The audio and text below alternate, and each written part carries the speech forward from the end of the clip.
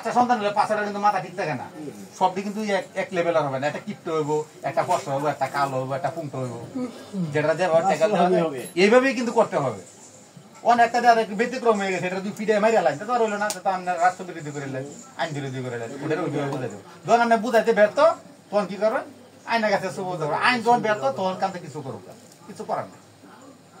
আমাদের যদি ভুল ত্রুটি হয়ে থাকে আল্লাহর রাস্তায় মাফ চাই। আর যদি ওরকম অপরাধ করে থাকে আপনারা বলবে যে তোমরা এই অপরাধ গুলা করছো, পারলে আমরা সংশোধন হয়ে যাওয়ার চেষ্টা করবো, সামনের দিনগুলোতে সংশোধন হয়ে যাওয়ার চেষ্টা করবো। আর যদি মনের মধ্যে সাংগঠনিক ব্যাপারে কথা বা আচার আচরণ যদি আমরা ভুল করে থাকি, ছোট ভাই হিসেবে ক্ষমা করে দিবেন। আর এখনো বলতেছি, যদি আমাদের অপরাধ বা কোনো অন্যায় করে থাকি স্পষ্টভাবে বলবেন, তাতে আমার মনে কোনো দুঃখ নাই। আমি প্রত্যেকেরই করি, আমি কথা বলি বা যাই কিছু করি, যদি আমার অপরাধ করে থাকি আমাকে যদি শোন, তখন আপনি আমাকে বলেন যে ভাই এটা এই কথাটা আপনি ভুল বলতেন বা এই কথাটা খারাপ শোনা যায়, আমি চেষ্টা করবো মানুষ হিসেবে সংশোধন করার জন্য। আর যদি মনে করি যে ওই বেটা কইছে ওই বেটা লই বেটা, তাহলে আমি কিন্তু আমার নিজের পায়ে পোড়াল মারছি। কিন্তু আপনি যে প্রতিবাদটা করছেন, আপনার প্রতিবাদটা কিন্তু গ্রহণযোগ্য ছিল, আপনি কিন্তু জায়গায় প্রতিবাদ করছেন। আর আর আর যদি ওই সঙ্গে প্রতিবাদ না করেন, আমি খারাপের দিকে উঠতে থাকি প্রত্যেকটা ক্ষেত্রে। আমরা যাই কিছু বিগত দিনে যাই কিছু হয়েছে, হয়তো ভাই বর্তমান যে মানে একটু কথা বেশি বলতেছি, আমাদের যে সংগঠনটা আপনার জানেন নিজ অর্থে আমরা একটা টাকা বাহির থেকে আমরা পাই না। আমি যদি আজকে 200 টাকা দিই কারেন্ট বিল দিই, অমুকে দিই 300 টাকা দেয় একটা ফেনা বানায়, অমুকে দিই 400 টাকা দেয় ঘর ভাড়া দেয়, আমাদের সংগঠন। আর যদি কোনোদিন উপর থেকে আসে, আপনারাও জানবেন, সবাই জানবেন, আমাদের ওরকম এবিলিটি নাই। এই যে আজকে আসছি, আমার দোকানটা খুলছি, খোলার সাথে সাথে বন্ধ করছি করে তুই আমি কথাটা বলি। এই যে আমরা এই জায়গায় আসছি, 100, 150, 500 খরচটা যা করতেছে, আমি কিন্তু আমার পকেটে দেওয়ার মতো কোনো ক্ষমতা নেই। হয়তো একদিন দিলাম, 2 দিন দিলাম, 3 দিন কিন্তু দিতে পারবো।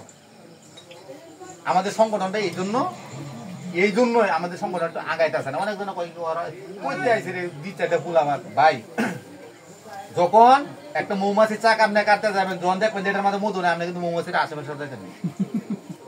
যখন দেখবেন যেটার মধ্যে মধু আছে, 50টা কামড় খাইলে আপনি কাটতে ছাড়বেন।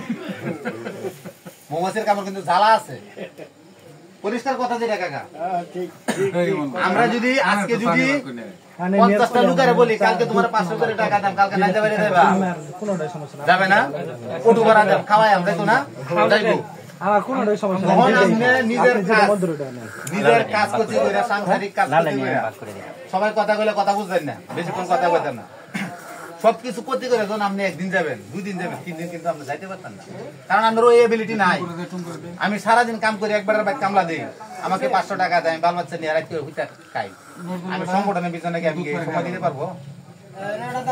সম্ভব এটা? আর যদি কইতে ভাই তোমার আছে কাজের মূল্য 500 টাকা আছে, 500 টাকা আমি দিয়ে, আপনি কিন্তু যাবেন? কথাটা কি ক্লিয়ার কিনা?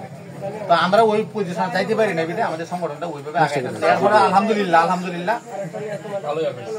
যতটুকু পারতেছি। হয়তো মানুষ কি খাওয়ার জন্য আসে না, কিছু পাওয়ার জন্য আসে না, মনের তৃপ্তির জন্য আসে। ওয়াজ মাহফিলের মধ্যে কি কেউ খাওয়ায় এই পর্যন্ত মন খিচুড়ি খাওয়ায়, জিলাপি খাওয়ায় না।